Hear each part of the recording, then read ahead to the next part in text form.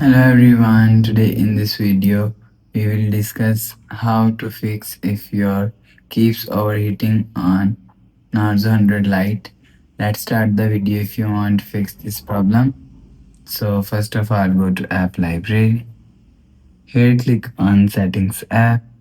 Now in setting scroll down and click on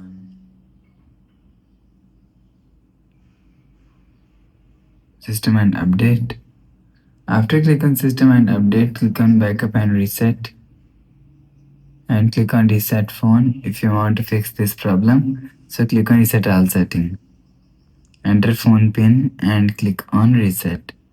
After click on reset, go back to home screen. You will see your problem is solved. But if it not solved, so put unused apps to sleep. After put unused app to sleep, you will check your problem is solved. But if it not solved, click on settings app. Now in setting, scroll down to and click on system and update. Click on software update.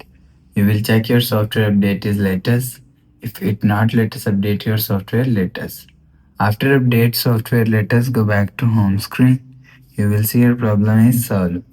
So that's how you can fix if your keeps overheating on Narzo 100 Lite. If you like the video, please subscribe. Thanks for watching.